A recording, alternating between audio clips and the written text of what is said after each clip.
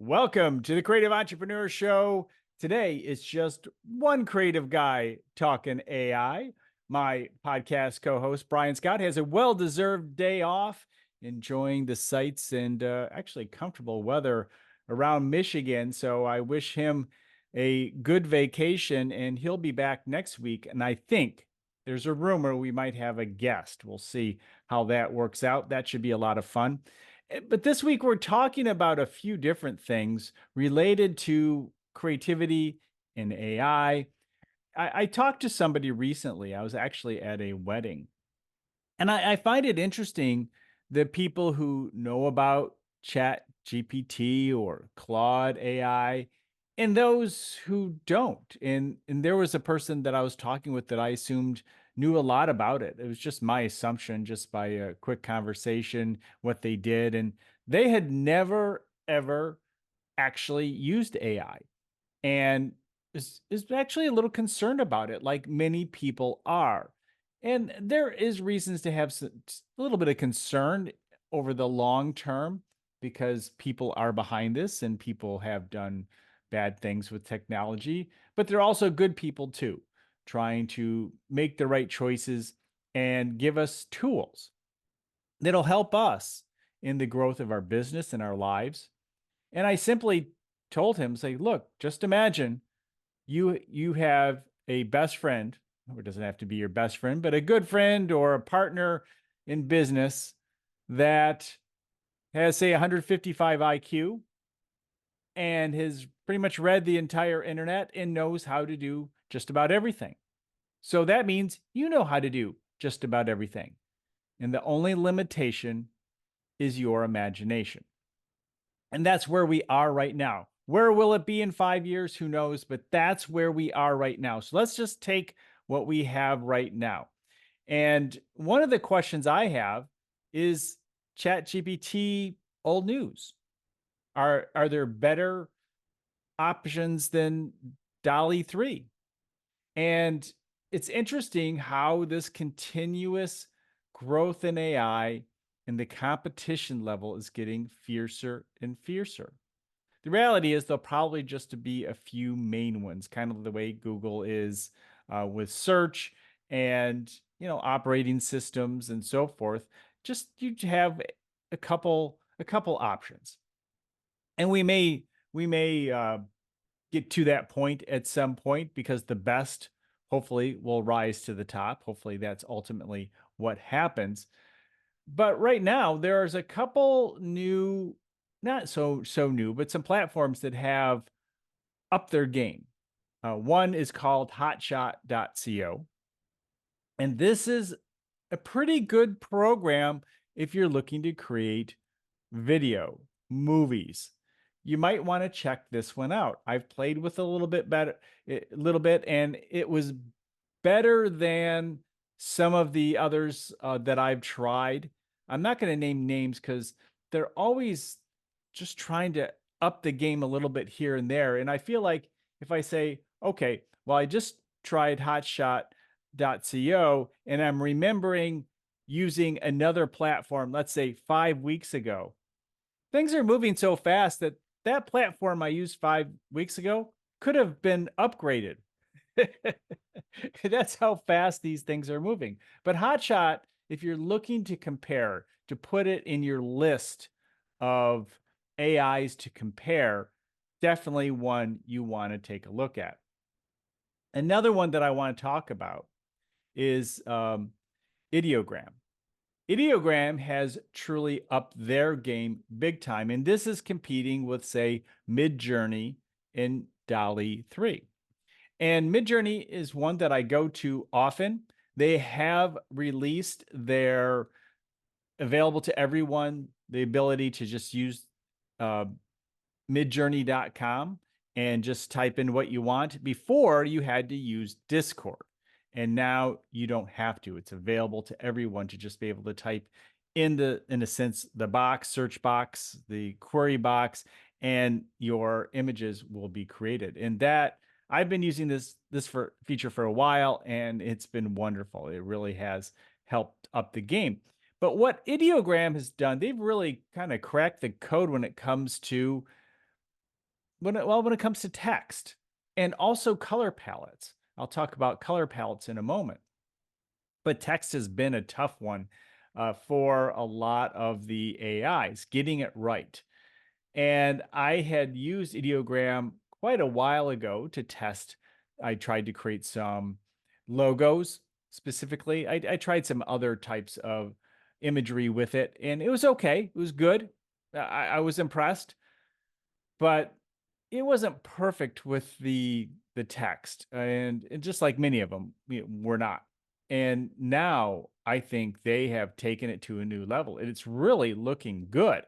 And if you are concerned, let's say you want to create design and you need text within your design, Ideogram is one you may want to check out, because not only is it getting text right, and it gives you some varieties of ways, some that were very obvious, kind of like a balloon, where it's like you would see in a graphic novel or a cartoon, and to all the way to the point where the text was kind of integrated into the background. And it gave me 4 different options, and it was nice. And then from there, you can say, okay, take this option like you can do on Midjourney and say, expand upon this one, use this option to give me more options, which is really nice. So it can take you down this road to, okay, give you some tweaks and some new looks, but still having the same theme. But one of the issues also is that the the color palettes will change. There are changes in looks. And if you have a branding campaign and you want to create a design with text and imagery, but you need it to fit with the campaign colors, the colors of the say the logo of the company that you're working with. Maybe they have very specific looks and styles to their color palette and the way they present who they are as a company.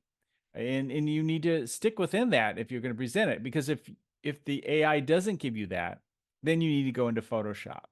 And that's the nice thing, is you still may have to go into Photoshop to make some adjustments, but not at the level you did before.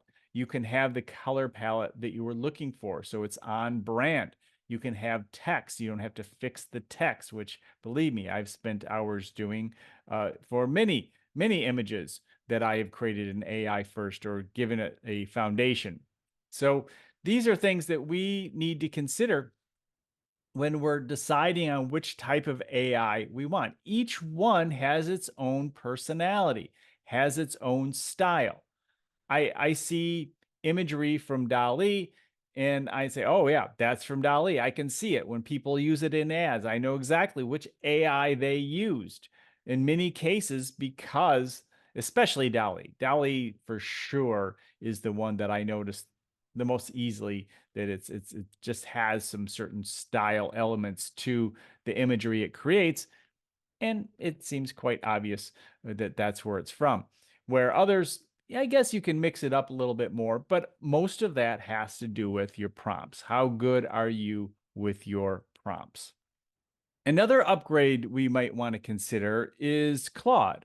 Claude.ai has artifacts, which is very beneficial because it allows you to see what you're creating, especially if you're a coder.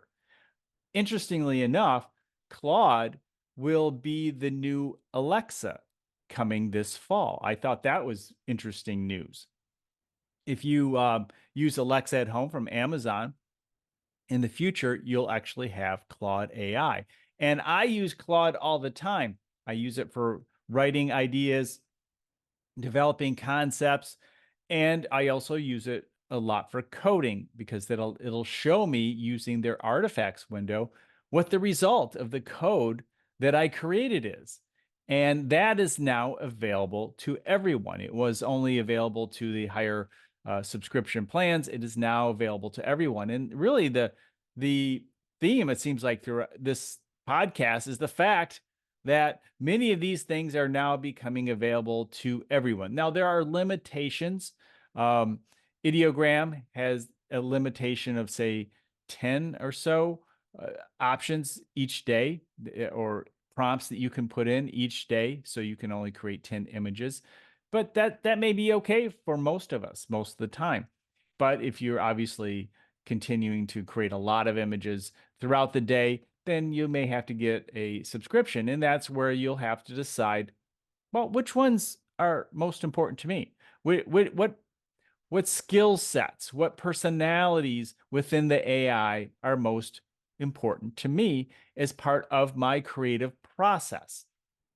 And you know, there are many different types of AIs out there. We mostly talk about the creative type AIs here on this show, but there are AI systems that are more business oriented, that crunch data. And yes, say ChatGPT and Claude can do exactly that. I mean, there's so much you can do in the outside world with these platforms, wondering what something is. I was at that wedding I talked about, and my wife looked at a flower and she said, "What? I wonder what that flower is." I took a picture of it, and then I gave it to I think it was Claude or ChatGPT, and immediately said, "Oh, it's this," and shared some information about it. And she said, "I thought that's what it was," and we confirmed that's exactly what it was. You could tell just by the leaves and the flower and all that. It's amazing the information you can get. I talked about last week how the AI had read my daughter's cursive writing, and it was perfect. It was right on, and I was it was able to read it clear. I mean, not that I couldn't read it; it just was slower. I had to go through each letter. But when I can read something quicker, it just there's just no barrier. So sometimes it's a little bit easier if someone writes you a note to just take a picture of it and then read it in a typed form if it's not typed. That again, it's just a sometimes without that barrier, it's just easier to absorb that information and get the feeling of that note or letter, although you can appreciate that it was handwritten to you. Things like that, I think, are just little things that we will continue to develop and use regularly in our lives. Obviously, taking AI with us to translate stuff. You have Google Translate, but the AIs can do this now too. And as you travel, it can translate the words that people are saying in just in your ear. You can have a simple little earbud and it'll translate for you. You can have just an AI, obviously within your phone, your cell phone, and you can translate the words within a document or with on a sign, directions, all that just simply, or even a piece of artwork. What is this? Who made this? Things like that. So if you're somebody who likes to travel, maybe even go to museums, maybe don't use Flash, but you can capture that image and then get more information that could be presented to you, maybe just in your earbud or whatever it may be. If you just get creative with what is available to you, all the information, for the most part, is available to you. If you're unsure, double check. Can the AIs make mistakes? Absolutely, they can. They certainly can. And you should double check stuff and double check information that you're not quite sure about. So is Chat GPT going down? Perhaps. But we've been hearing a lot of information out there where the other companies are coming to save them because they're having some financial issues right now. However, they also have some really important technology. They're talking about strawberry. We talked about it a few weeks ago in our last podcast. And this sounds like it's going to be a really important innovation in the next level of ChatGPT. Is that going to be ChatGPT 5? Is that what they're going to call it? Who knows? But it's something we may be looking for this fall. We actually thought it was coming a little bit sooner a few weeks ago, but it sounds like maybe this fall, maybe at the latest in the new year. But I think the consensus is this fall we'll start to see some of this new technology roll out. Because here's the thing, Every time we start hearing about the technology in our social media, in the news, that's put there for us to get us excited about it, just like the launch of anything. And it's rare that there's going to be that much information out there about something unless it's pending to be released. And so we'll see how all that works out. I'm really curious how you are using the AIs in your creative work. And how much are you depending on it? Are you depending on more or less? Do you feel like you're using a balanced approach? I'd be really curious to hear about that. Feel free to send us a message.